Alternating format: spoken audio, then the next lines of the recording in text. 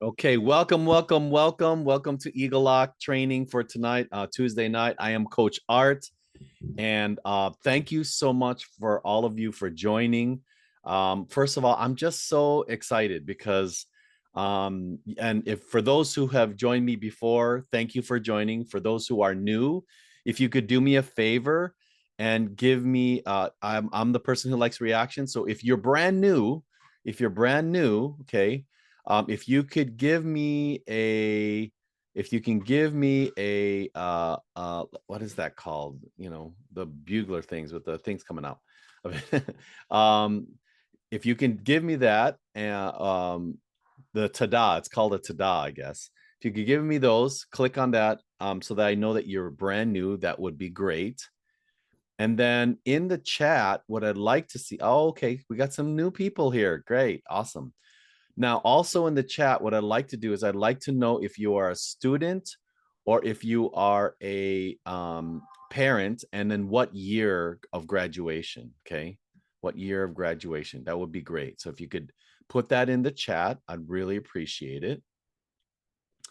Okay, so we have some 2026ers.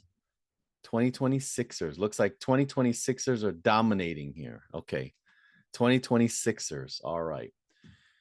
Okay, so what we're going to be doing tonight is I'm going to now for those who joined me last week, I actually went through the UC application, okay? And with that UC application, I went through each section, talked about each section, what they look like. And if for those who were on it, can you guys give me either a thumbs up or a heart if that was good information? I'd really love to see if you remember that and if it was good information. Okay, cool. Yay. I got some hearts. Awesome. Okay. So what I'm going to be doing today is I'm going to be going through the UC application, but I'm going to be giving you tips and mistakes. Okay. So this may not be as long of a session like we normally have, but I will give you tips and mistakes because, especially for those who are the 2026ers, you are right in the thick of things now. For those who are in our families, those who work with us, what happens here that is that we are already starting on their applications. We're starting to work on brainstorming for their applications. So that's something that this will be very, very relevant. Now, I will say is that, remember, the new UC applications don't come out until August. And so that's one thing that I've told other people as well, is that it's fine if you go onto the site, you take a look at the site, you take a look at the application itself. But remember, don't start entering information in that, because by the time you get to August 1st, they're going to wipe out anything that's in there. So that's one thing that you don't want to do, is to have such precious information. If you are part of our program, we have a workbook. And normally the students and the students are going to be filling out that workbook, and then when they're ready, they can transfer that information out of there. Okay, so if you're interested in that, let us know about maybe joining our program. All right, so I'm going to go ahead and I'm going to share my screen. If I could get a thumbs up from people that they can actually see my screen, I'd really, really appreciate that. If I can get a thumbs up from people of if you can see my screen. Okay, good. Woohoo. All right. Got some thumbs up. All right. So again, kind of the rules of the game whenever I'm doing my training. If you hear something that I tell you that is really helpful for you, or was a aha or so, please give me a heart, because that gives me an indication of the kind of information I'm giving is vital and crucial and it makes sense. Okay, so give me a heart on that and we'll go ahead and get started. So these sections today, I'm going to be talking about UC application tips, mistakes, tips and tricks, things how to get ready or so for it. Okay, these might be more practical, but again, and you probably, for those who maybe have listened to us for a very long time, you might know these, but again, it's something that is always tried and true, in a sense of knowing what to do with the UC application. So what are we going to learn? First of all, an overview of the application, just really quickly. What are the sections and everything else?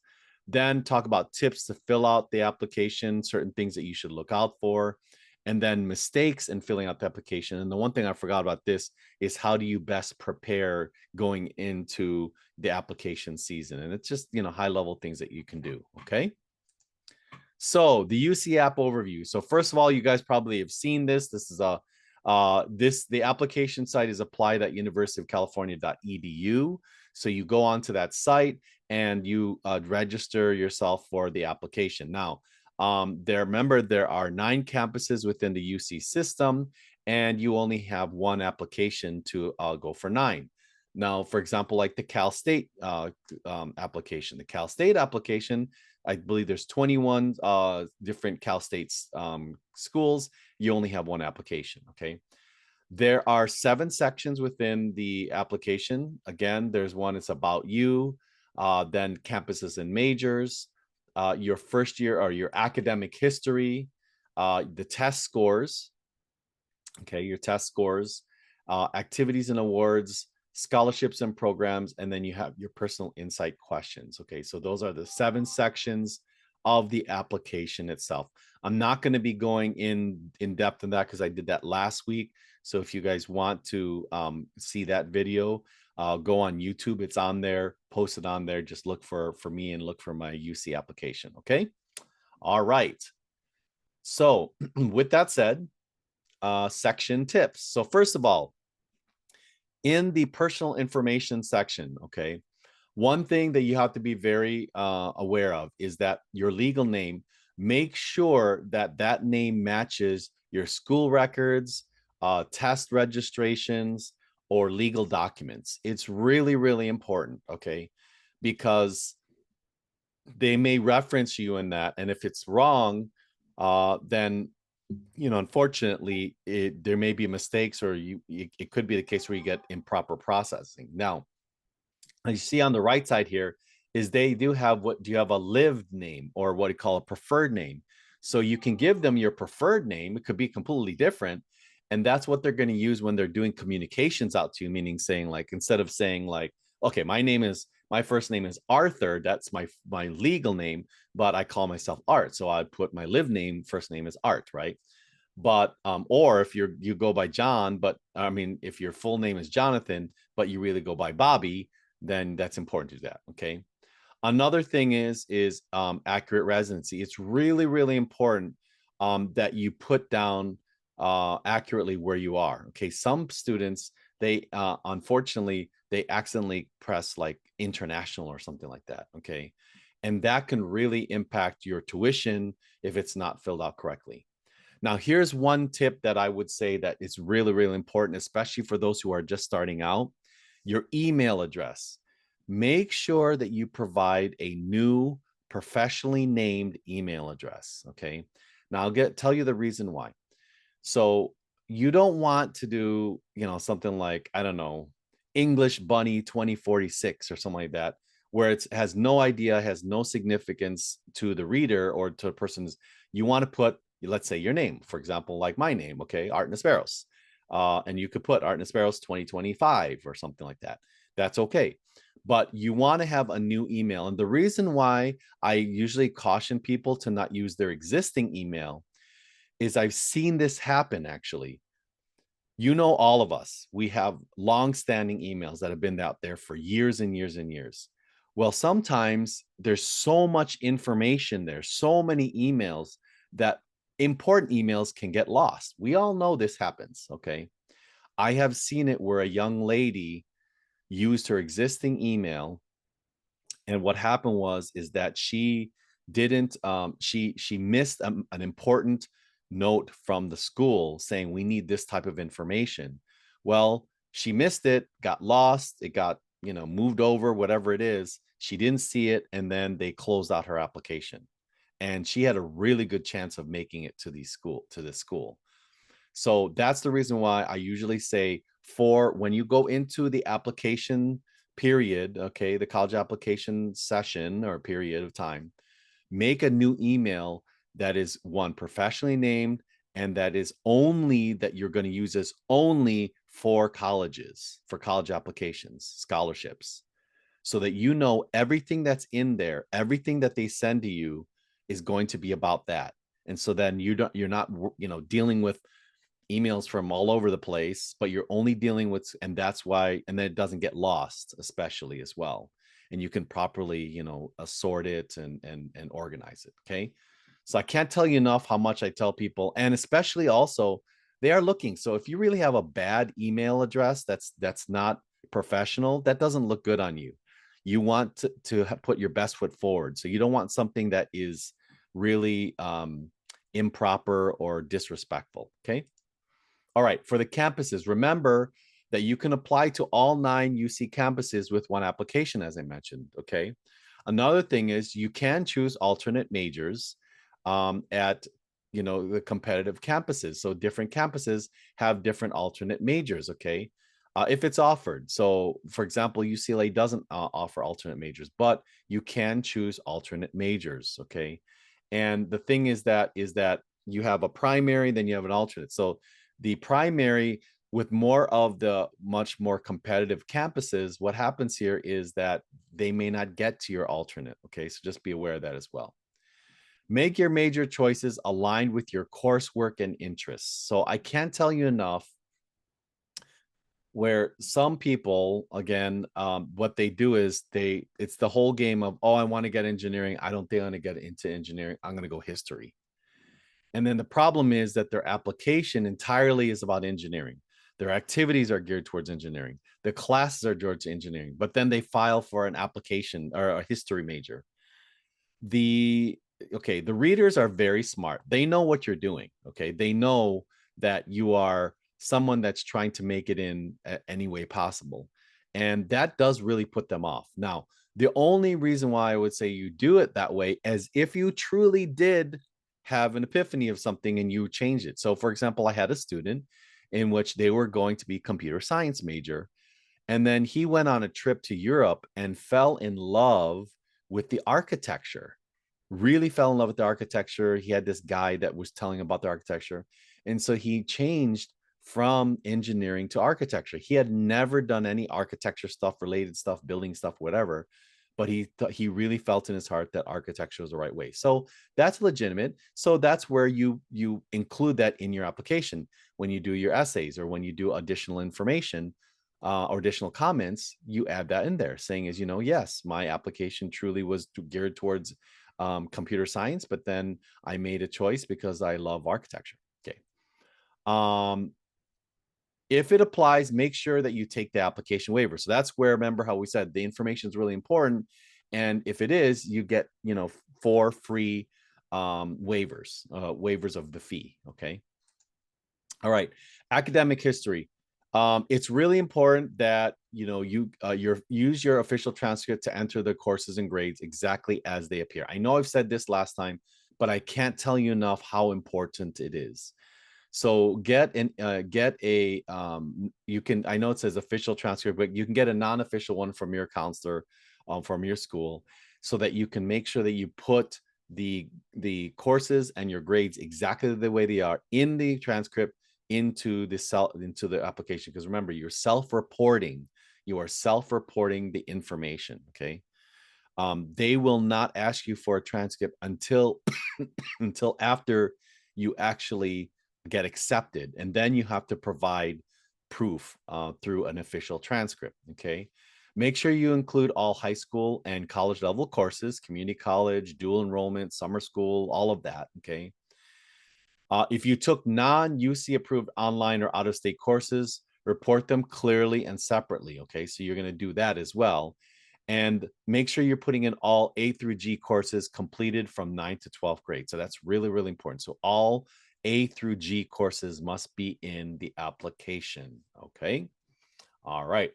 One other tip that I would say, and I always tell my students to do this, is the one great thing that counselors have that are very skilled at, or hopefully most of them, is that they know the coursework very well, and they've done this many times with respect to the college application. So I always say is, when you complete the input of the courses, go to your counselor and then tell them, hey, can you look over, and actually show them online, the actual online version of how you inputted it, so they can tell whether it's right or not. Because sometimes students may get the term wrong, or they might get the name of it wrong, or they didn't include something. So it's very, very important that you do that. Okay. Very important that, like I said, it's got to be accurate.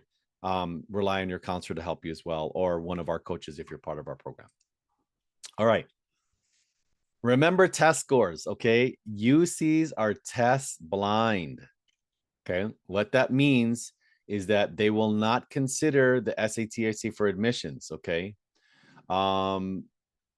Now, what you can do is you can still report them if, for example, for scholarships, but they're not going to ask you. And literally in the application, there's a piece where it says, do not post your SAT, ACT score. Don't want to do it, because what happens is that's going to upset the reader. Okay.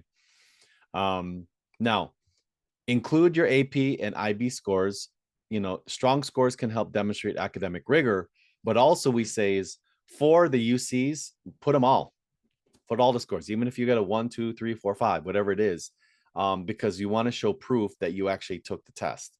A lot of times, for example, if you're taking, let's say, an AP class, you're taking the AP class, and the schools are going to expect that you are taking the test. Okay.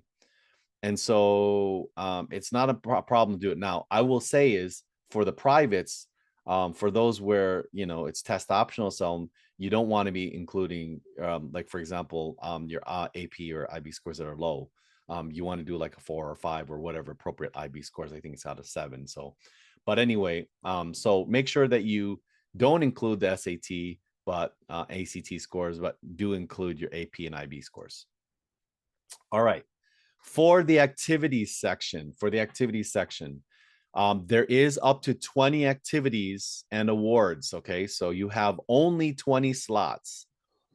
You don't have to rank them in any order. They are all considered the same value all the way across. The one thing that you want to do is you want to make sure is that for the activity name and description, which are the 2 fields, you want to try to fill that up as much as possible. So for example, the activity is 30 characters. The description is 160 characters max. Okay. Wait, I think I have that wrong. I think that the activity's name is actually 60. So I may be wrong. I'm gonna have to check on that, but I believe it's actually 60 characters, 160 characters max. So the one thing that you want to make sure here is that you want to fill it out completely as much as you can. Okay. Use up the space. Now, for more lessons on activities, we do have a activities. I did an activities video. It's out on YouTube of exactly how to write activities and what to do there. So I would refer to that. Okay. Now, activities don't need to be formal or sponsored by a school. All activities are valued equally. So they don't have to be formal or sponsored, right? It can be anything. And activities can even be things that you do like hobbies. Okay. But what you don't want to do is in filling up the 20 activities, you don't want to have like 4 or 5, things at school, and then 15 hobbies. Okay. That's not something. So you really have to make sure that you are very, very selective, not necessarily of not including all of those, but ones that are very, very relevant. And I'll show you in the bottom there. So there are different categories. Of course, there's 6 categories: award or honor, educational prep program, extracurricular activity, other coursework, volunteer community service, work experience. Again, if you want to know how to fill those specifically out, I would go to and refer to the activities video that I did a while back, okay, on YouTube. Prioritize impact and consistency over sheer quantity. So what do we mean prioritize is prioritize when picking them, okay? Pick the ones that have a lot of impact, a lot of consistency over just volume, okay? Showing that you are a part of 20 clubs in school, but you only meet 1 hour a week and you really don't do anything is not going to make an impact whatsoever. Okay. But saying that you help out at an animal shelter for 20 hours per week, and that you created a program to help, clean off animals when they come out from the outside or something like that, that is very, very relevant and has a lot of impact. use action or active verbs, something like demonstrated, orchestrated, managed, okay? And be clear about your role and results. It's really, really important that you're very specific, that you show examples, that you show quantification. Avoid vague entries like volunteering or attending, right? You really want to be specific on what you're going to talk about. And again, if you want much more detailed guidance on how to do the activity section, check it out in my YouTube channel there. Okay. All right. Additional comments. Remember the additional comments. There are actually two additional comment sections. One is a one specifically for academics, and then the other one is for additional comments. Remember that these sections should only have things that have not been mentioned in the rest of the application. Okay. Do not repeat. Okay. Another thing is it should mention anything that's non-academic related topics. For example, if it's the academic section, or there's the additional comments. So family responsibilities, life affecting impacts, gaps in education, so forth and so on. Okay. I can't stress this enough. This is not an area to provide another essay. Okay. Do not put another essay in there. It literally says, and this is up, this shouldn't be an essay. This is the words in the actual application. Okay. If you do that, you're going to piss off the reader. Okay. You're going to make them upset because they don't want to read another essay. They only have 4 to read. Keep it factual and concise. Again, this is not a PIQ or another essay. Make sure if you can, just do bulleted items there. Be straight to the point. Don't ramble on. And this is not meant to try to fill up the 500. So this area is 550 words. Okay. So it's 550 words for the additional comment section. And then I believe it's 550 characters in the academic section. So what you want to do is, this is not an exercise of trying to fill it up. Okay. Just be to the point, relevant, and fill whatever it is to get your point across, and that's it. But it's not meant to be filled up if you can't, just to fill it up. Okay. All right. Other considerations. First of all, make sure that you print out your submission of the entire application for your records. Very, very, very important. I'm going to have that about mistakes in there. Really important that you fill it out. So that you print it out just for your records. So in case something happens where there's a discrepancy, you have the actual evidence of what you entered in. Okay. Remember, and this is one thing, they only evaluate you based on what is in the application alone. Okay. No other supporting documents will be considered unless they ask for it. Okay. So it's really, really important. Like, for example, some students will put a link to a website or a link to something else or whatever. They don't have time to click on those links and look at it. Okay. I've seen some people who are saying, oh, create this, great page or whatever for you, or how you do for LinkedIn, or they don't have time to look on your stuff. They really don't. Okay. So they will concentrate on anything that's in the application itself. So make sure that that everything you put on there is relevant. Okay. Because that's all they're going to use to evaluate you. Right.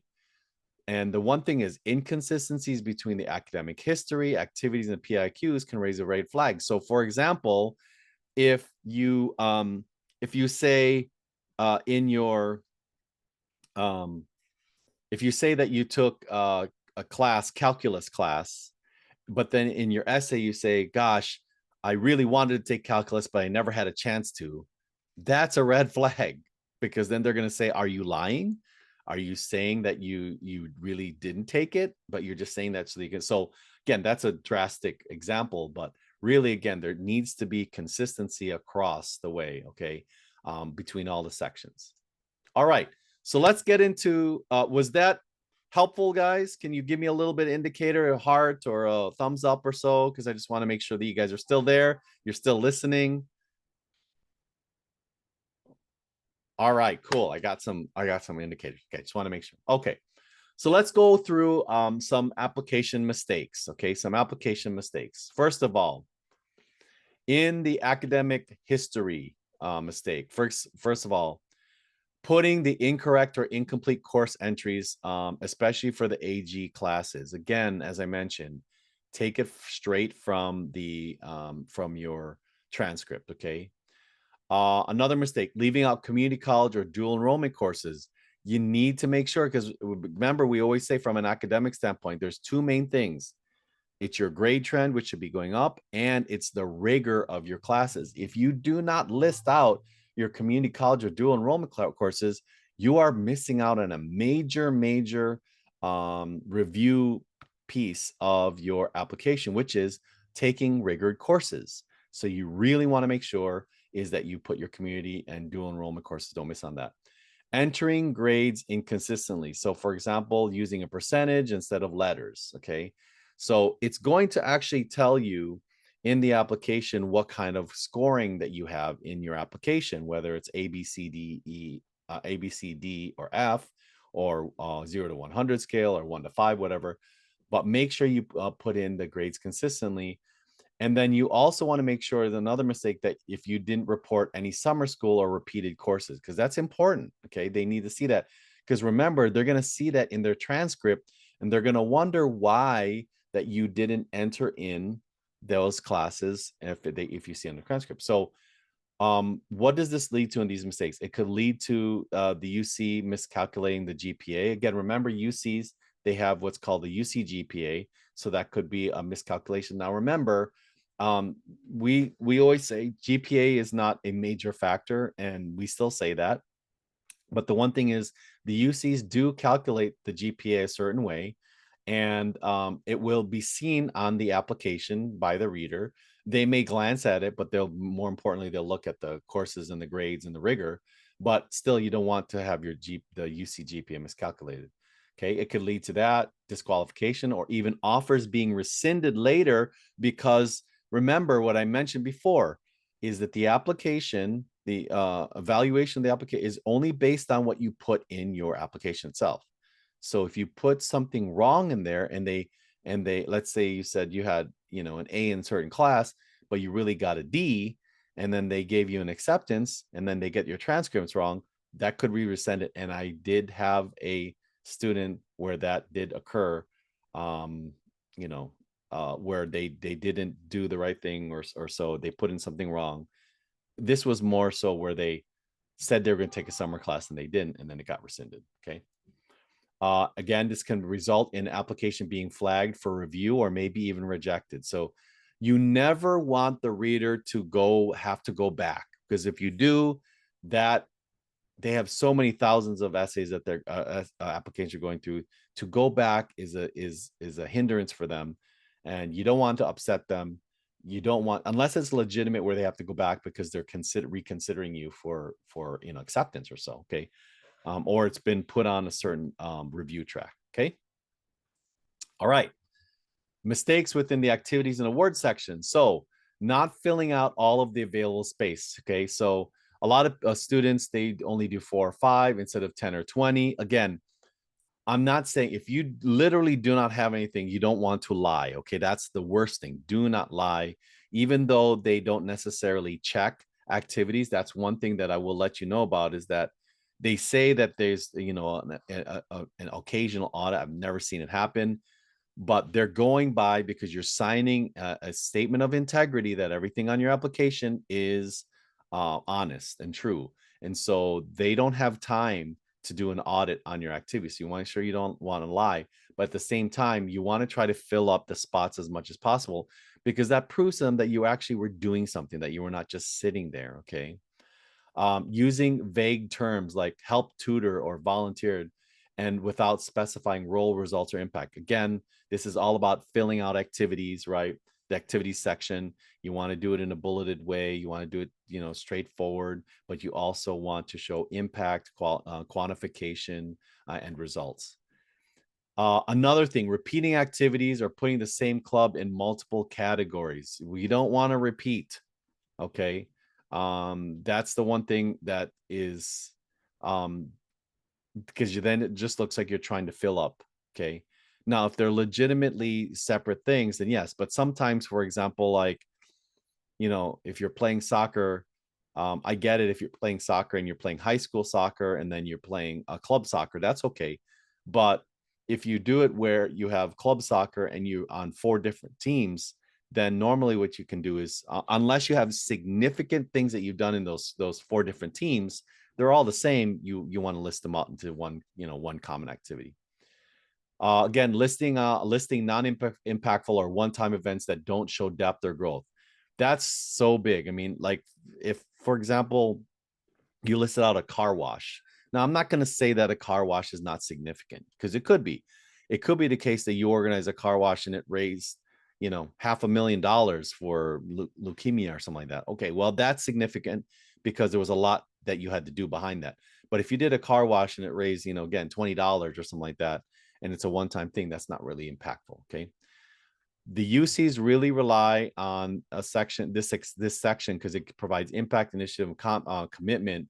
Light activity sections make a student seem like it's disengaged, but also remember, I really treat this section as like another PIQ, another prompt, because if you take aggregate all of things, let's say you listed out 20 things, that is very, very powerful to show that you have done significant work, and it really shows who you are if you fill up the section.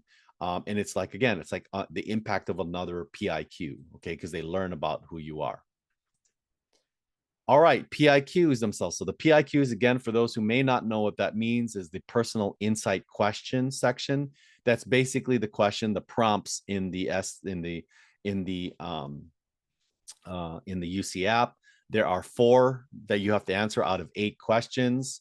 And again, remember, personal insight questions. That's very, very relevant. It's personal. It's about you.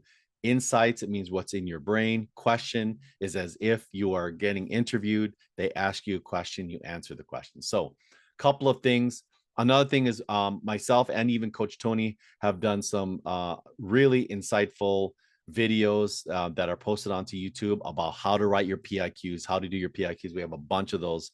I would highly suggest that you take a look at those videos. Okay.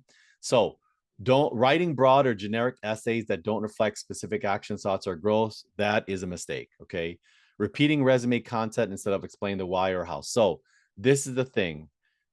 I will tell you, too much storytelling. What I mean by storytelling is just giving the specifics of the who, what, where, when, and how of, or basically repeating your activity section. That is a big no-no for PIQs. They're not learning anything about you. Overusing humor quotes or overly poetic intros. Remember, you only have 350 words. I got to tell you, you don't need it. You really, really don't need quote, trying to be humorous, trying to have this such a poetic or lofty story that it takes away from actually describing who you are. That's a big no-no. Okay. Forgetting to tie essays back to the student's character, goals, or perspective. That's an important thing. Is, again, you're telling them about who you are. The activity section is what you do. The academic section is how good of a student you are. But the PIQ section is what's telling them who you are. And that's very, very important. The character you have, your goals, your perspectives. Okay. Another thing, not answering the actual question that's asked. That is a huge no-no, big mistake.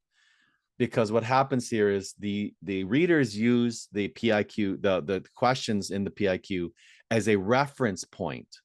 That's the reason why we always say don't do number 8. Number 8 question is basically a catch-all. Tell us something that that couldn't be encompassed in the other 7 about you. Well, the problem is that doesn't give them context. It doesn't give them an anchor that they can latch onto in order for them to evaluate you. And so it's just too broad. So again, not answering the questions are important. Mentioning other schools. I can't tell you where I have seen this, where they, they're trying to go for a PIQ. The one thing is this: don't mention UCLA and then you pick UC Irvine or that. They're not gonna like that. Remember, they are individual campuses. They don't talk to one another. So if you say, "Oh my gosh, my favorite, my dream school is UCLA," and then you also provide that the same essay to university, UC San Diego, guess what? You're not going to UC San Diego because they you mentioned some place that that is not them, right? And then another no is using the same topic across 4 PIQs. No, the 4 PIQs must be completely different one another, as if you had 4 different people writing 4 different prompts, PIQs, and you put them together and it becomes a superhuman. Okay. So the impact of this is missing opportunity to really differentiate yourself as a student. Essays can make or break on otherwise borderline file. Absolutely. I've seen it. I've talked to people that, you could have mediocre grades and mediocre activities. But if you just write a blockbuster 4 essays and they really get to know who you are, there are some readers who will fight for you. They will literally say, no, I believe in this student. I think that their academic record or their activity record is not an exact reflection. I think we should take a chance on them. Okay. All right. Inaccurate or incorrect personal information. So again, misspelling your name or using a nickname instead of your legal name in the legal name section, leaving out previous schools that you attended. Really important that you put those there. Submitting incorrect residency status. Again, I mentioned that. Skipping parents' education or household info. It hurts in the sense of the first gen context review. So again, they're not using that for anything to review you necessarily, but it's one of those things where, for example, the scholarships, if you are doing, first gen, a first gen scholarship or so, that can explain it. And then not explaining any anomalies. Okay. As I mentioned in the comment section. So this could, doing inaccurate personal information can disqualify you, the student, from fee waivers, scholarships, or so, for example, or advantages like the ELC, eligibility in the local context. What that means is if you are part of the ELC, then what happens here is that if you are the top 9% of students, what happens here is that if you rank in the top 9% as part of ELC, that you can be part of, guaranteed a spot at a UC if there are open spots. Typically, again, that's offered based on, UC Riverside, UC Merced. But again, that's still great. Okay. All right. So we went through the mistakes, right? We went through the tips. Here are the best ways to prepare for your UC application. Okay. And again, these are just very, very high level, but let's kind of go through them. So first of all, how to best prepare. And this is something for those maybe students that are still, again, 2027s, 28s, right? 29s, increase your academic rigor. I can't tell you enough. It is so important. Rigor for your classes are just so vitally important.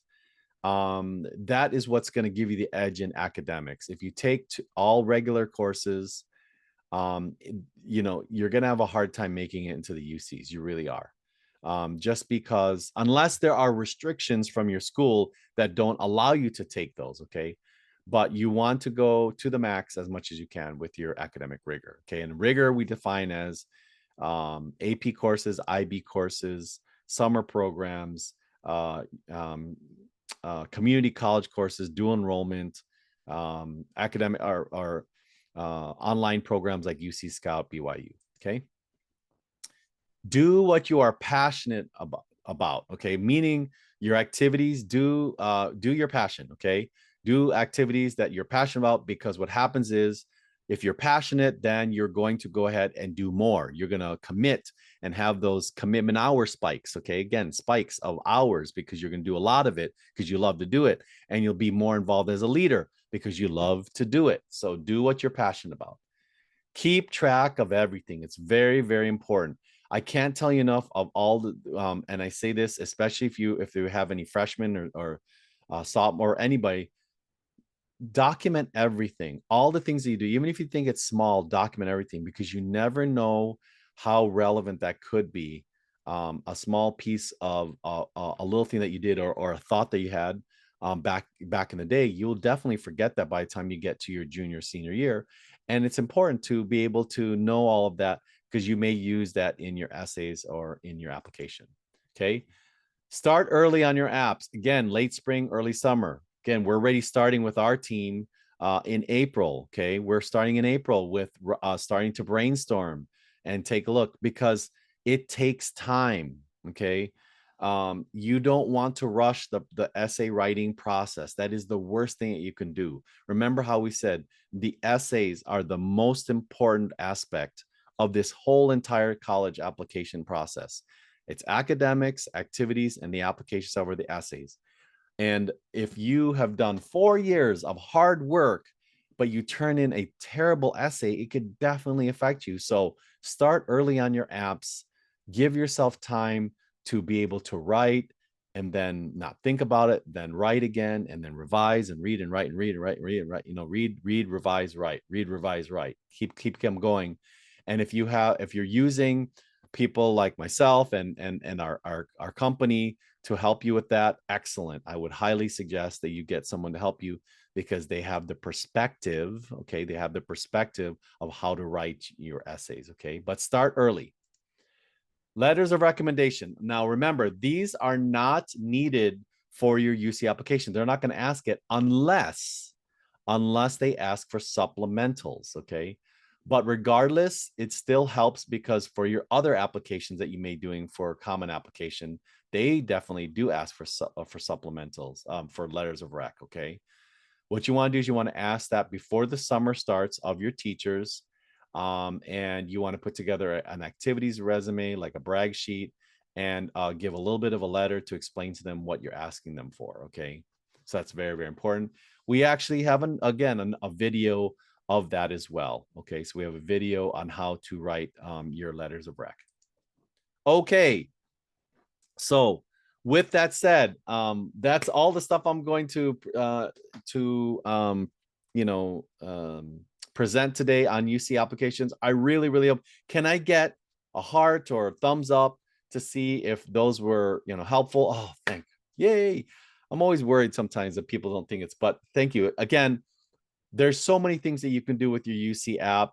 Just take the time, get somebody to help you with it. Okay. If it's not us, somebody else, but get somebody that's an expert to help you with it. We definitely can help you with that. If you are interested, let us know. Get in touch with us. There are some important events that I do want to, because we're so excited about this. So I want to tell you about these. So first of all, we are hosting a California College Admissions Summit 2025. We're doing it Saturday, May 10th. Okay, Saturday, May 10th. That's about a month from now, from 9 a.m. to 1 p.m. And it's completely free. You just have to sign up. Okay, sign up here at egelloC.com/summit. And we are going to go from 9 to 1, and we are going to do a bunch of trainings, and we're going to have experts that are going to be like, and our senior coaching team that will be presenting things like I just did, about the PIQs and essays and financial aid and scholarships and extracurricular and competitive majors, and the college admissions space and strategies on how to just stand out. I mean, there's a whole amazing itinerary that we have. And so we would love for you to participate. I think we did one of these before and it went over so well. So we want to do it again. And again, it's free. There's no cost to it. So it's live on Zoom, 9 to 1, May 10th. You just have to sign up on egelloC.com/summit. And then in a really incredible event that we're doing for the first time is from 1 to 2, we're going to have signing day celebration. So we're actually going to have students that have been part of our program, that are seniors now, and they are going to be announcing what schools they went to, and we're just going to have a great celebration, and honoring them of their accomplishments as well. So join us for that. Okay. We're just so excited about the summit. So please, if you have the time, or if you know other people that may need this help, please go ahead and sign up at egelloC.com/summit. Another thing that I want to let you guys know about, and definitely if you're part of our program, you know about this, is our college application intensives. Okay. This is a service that we provide. We have 2 sessions that are included in there, Kickstart and Accelerator. Kickstart goes from April, May, and June, and it's a 1-day event that you pick in April, May, or June. It is a brainstorming session. The Kickstart is we do a brainstorming session with the goal at the end of that Kickstart session where you actually have an initial complete draft of the 4 PIQs and the 1 personal statement for Common App. And then we connect that with the Accelerator, which is a 2-day event, and that's hosted in July, August, and September. And it is a 2-day event in which we take your initial stuff that you did and now we finalize it. Okay. So there's a lot of, it's all of essay editing. And by the end of that session, you have a final draft of your 4 PIQs and 1 personal statement. Now, it does cost, it does have a cost. So if you're interested, collegeappintensive.com. There's the link, collegeappintensive.com, collegeappintensive.com. Go on there. It gives you all the information, the specifics about this. But I will tell you, we've already hosted 3 Kickstarts and they have been amazing. And the students have just been over the moon. And they're amazed by how much writing they got done. Okay. Okay. So any questions? I'm glad here. Questions. Let me see here. So if there's some questions. Oh, how to sign up for the May 10th event. Okay, sorry. So for the May 10th event, go to egelloC.com/summit. I'll put that in the chat. Okay, I'll put that in the chat. So it's egelloC.com/summit. Okay. Go on to that, and then you can just register and sign up. We'd love to see you. Okay. We'd love to see you. It's going to be a really great event. Okay. Let's take a look and see. Is there other questions? Okay. Let me look and see if there are. Look forward to the May 31st and kick humor. Yay, yay, yay. I saw a person. So thank you so much for a person that said that they're going to be attending our event for the Kickstart. So we're excited to have you as well. Let me see if there's any Q&As. Okay, here we go.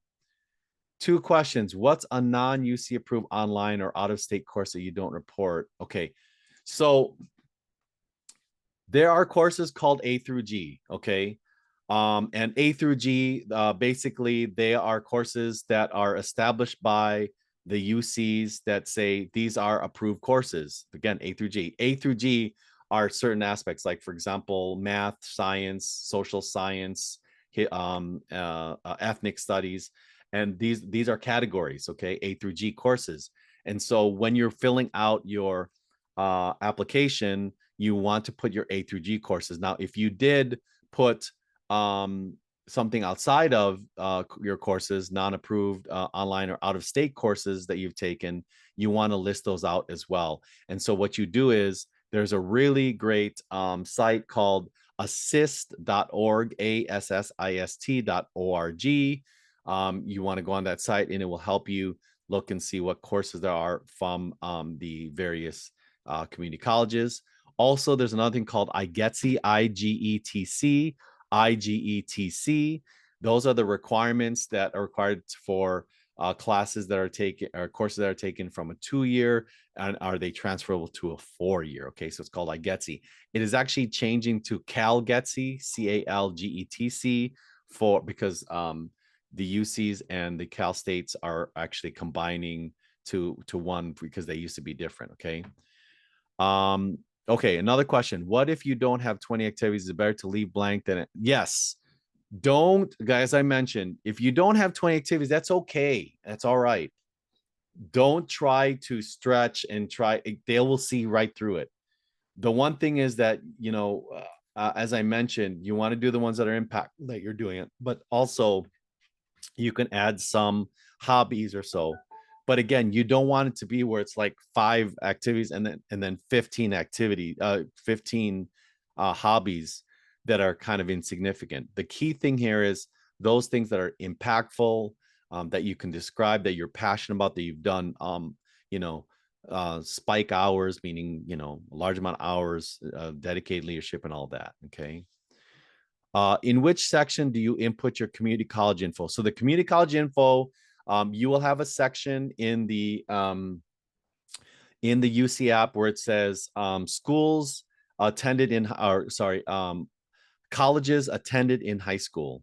And all you have to do is list out the community colleges that are listed there. And then there's a section after that saying college courses taken in high school. And then what you would do is you choose the appropriate college that you entered in the previous one, and then you put the courses that are there. Okay.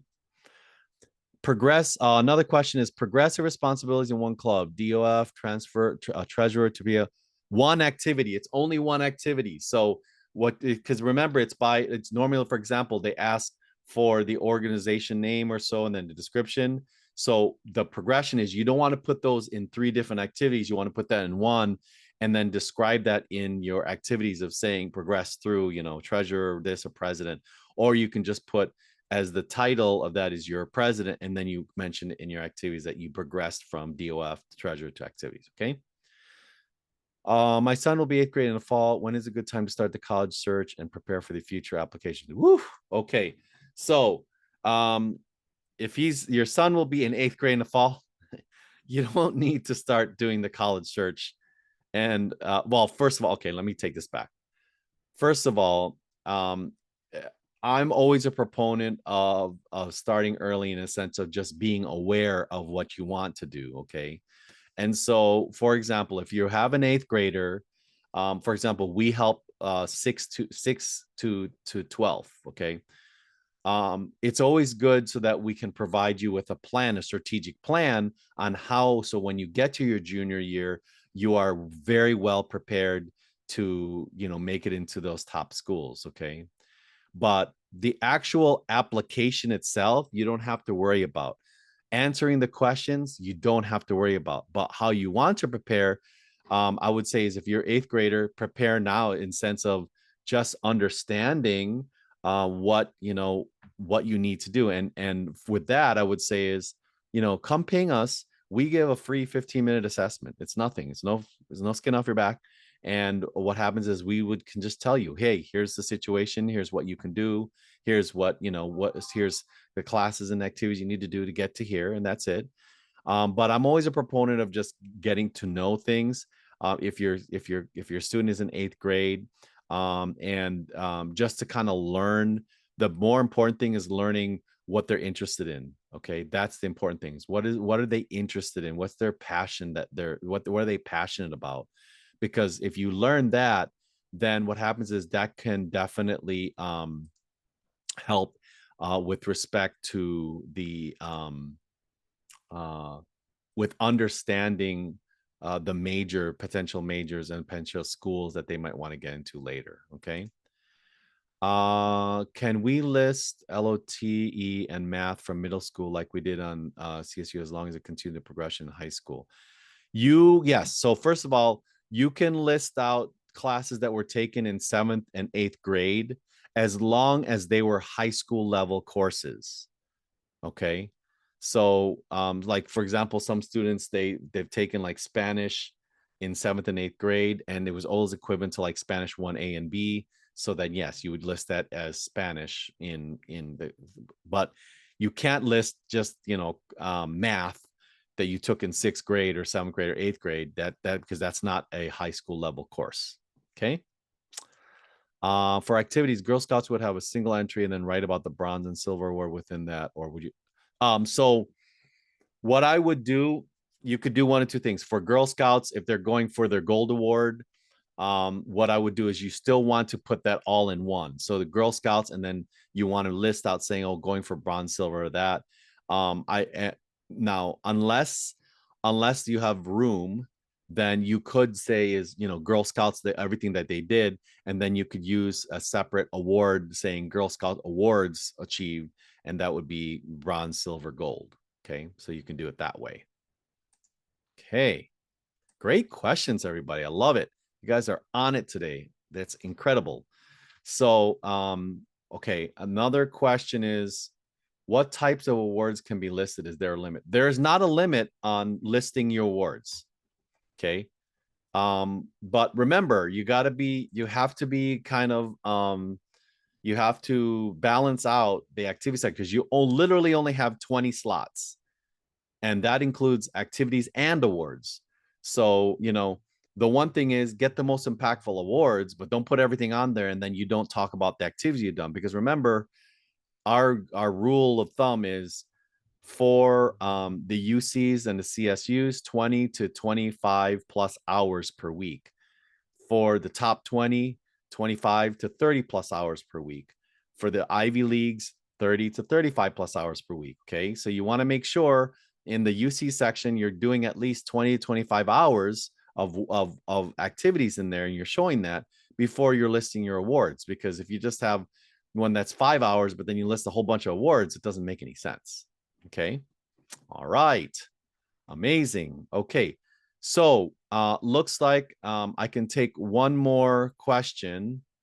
If there's any more questions, actually, you know what? I am out of time because I will be running up against time. So first of all, I just want to thank everybody who's joined. You guys are amazing, always supporting us, watching our training. I always say this, you could, you know, you could be with your family and your friends or doing something really super interesting, but you chose to be with me here tonight, and I'm very honored by that. So thank you for joining tonight. I hope you got a lot of good information about it. We do these things every single time. Next week I will be talking about uh, ROTC and military scholarships and so forth. So that would be a really cool one as well. Okay. All right. And I love that. Yay. People said they learned a few things. So thank you so much. Have a wonderful rest of your evening and the rest of your week. And we will see you next week. Okay. Take it easy. Bye-bye.